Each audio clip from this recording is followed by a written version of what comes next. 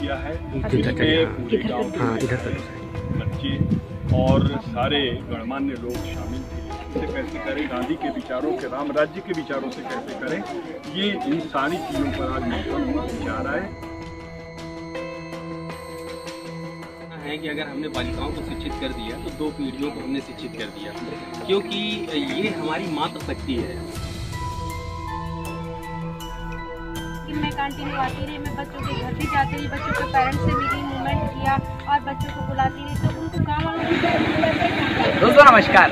दोस्तों आज 2 अक्टूबर है और आप सभी को पता होगा कि 2 अक्टूबर एक ऐसा दिन है जिस दिन को हमारे भारत देश के तमाम लोगों को, पूरे भारत देश को बेसब्री से इस दिन का इंतजार रहता है। आपको पता होगा कि इस दिन में हमारे 2 भारत के ऐसे महान पुरुषों का जन्म हुआ, जिसके चलते तमाम लोग उनकी आमद की खुशी में तरह तरह के इंतजाम करते हैं। उनकी पैदाइश में तरह तरह के लोग इंतजाम करते हैं, तरह तरह के सेलिब्रेशन करते हैं। इस सिलसिले में आज हमारे बीच में एक संस्था के माध्यम से एक गांव में काफ़ी अच्छा 2 अक्टूबर के उपलक्ष्य में कार्यक्रम करवाया गया है। आप देख सकते हैं यहाँ पर बहुत सारे बच्चे हैं और बहुत सारे यहाँ पर लोग हैं जो इसके संस्थापक हैं, संचालक हैं। हम सीधा उनसे बात करते हैं कि किस तरह से उन लोगों ने आज इस 2 अक्टूबर को सेलिब्रेट किया है और क्या कुछ कहेंगे। सर क्या नाम है आपका? मेरा नाम अजय कुमार चौबे है। सर आज 2 अक्टूबर के उपलक्ष्य में जो गांव में इस तरह से ये जो कार्यक्रम करवाया गया है, काफी अच्छा करवाया गया है। कौन से बच्चा हैं ये जो बच्चे, किस तरह के बच्चे हैं? राष्ट्रपिता महात्मा गांधी जी के 153वीं जयंती के अवसर पर आज यह कार्यक्रम आयोजित हुआ और जैसा कि सभी लोग जानते हैं कि पूरे आज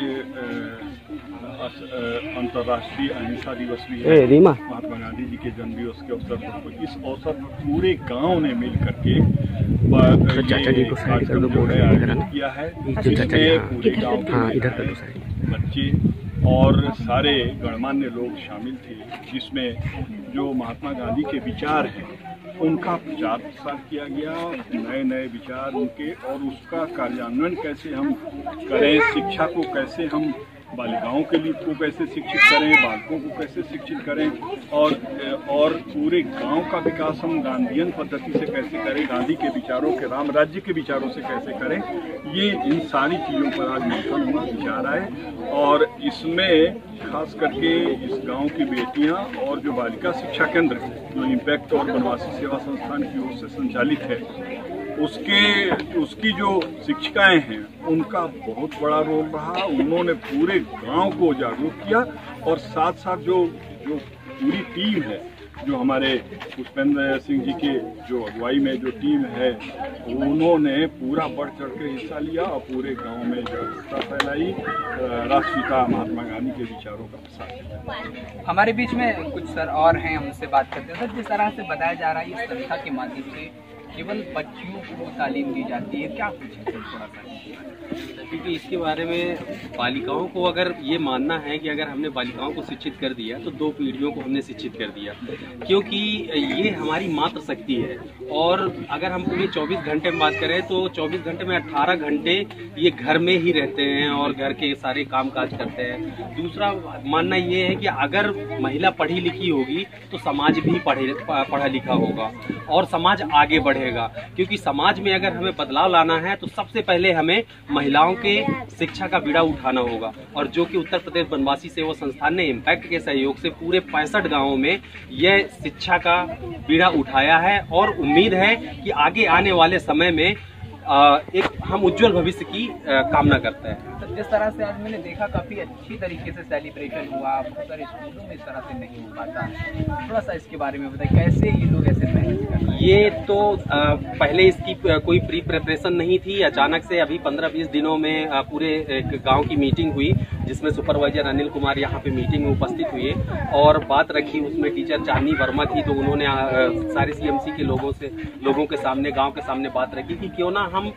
2 अक्टूबर गांधी जयंती के उपलक्ष्य में कोई छोटा कार्यक्रम रखें। तो सभी गांव वाले सहमत हुए और पूरी गांव के सहयोग से, सीएमसी के लोगों के सहयोग से, खास तौर पर सीएमसी के अध्यक्ष जो हैं यहाँ पे वो बहुत एक्टिव हैं, तो उनके सहयोग से, सभी लोगों के सहयोग से बच्चों ने छोटे बड़े कार्यक्रम प्रस्तुत किए और जितने भी कार्यक्रम प्रस्तुत किए उसका एक ही उद्देश्य था कि गांव में लोगों को कैसे शिक्षित करें, लोगों को जागरूक कैसे करें, उनके हक अधिकारों को कैसे जागरूक करें। तो ये छोटे छोटे गाना और कार्यक्रम के माध्यम से बच्चों के द्वारा गांव वालों को जागरूक किया गया। तो यहाँ पर टीचर कौन है सर?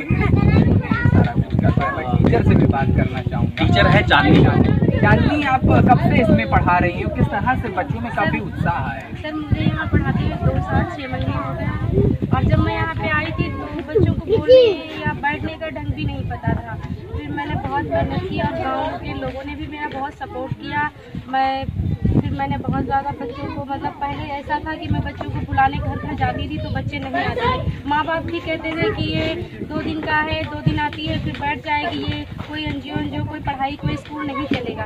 लेकिन मैं कंटिन्यू आती रही, मैं बच्चों के घर भी जाती रही, बच्चों के पेरेंट्स से मिली, मूवमेंट किया और बच्चों को बुलाती रही। तो उनको गाँव वालों को भी लगा कि यहाँ पे स्कूल चलेगा और ये मतलब ऐसे नहीं आती, बच्चों को पढ़ाने के ही माध्यम से आती है, हमारे बच्चों का भला ही होगा।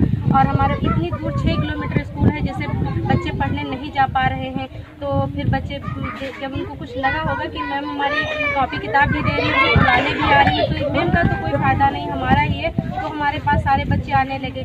फिर वो जो 30 बच्चे यहाँ पे नामांकित थे और उनकी अलग भी और भी बच्चे आने लगे। फिर वो भी बच्चे पढ़ते रहे। सभी बच्चों का मैंने प्राथमिक विद्यालय में जाके नामांकन करवाया और गाँव के लड़के लड़कियों का भी मैंने जाके नामांकन करवाया।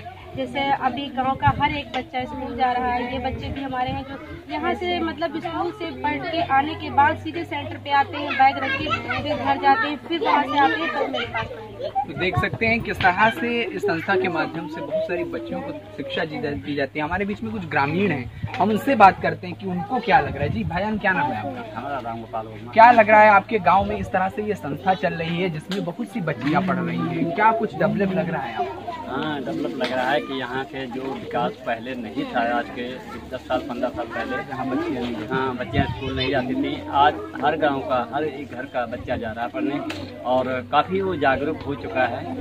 अब वो किसी के बहकावे में नहीं आ सकता है क्योंकि वो सोच समझदार हो गया है और पढ़ाई पे उसका ध्यान है। और वो खुद अपने माँ बाप को, अगर माँ बाप कहते हैं कि बेटा कल पढ़ने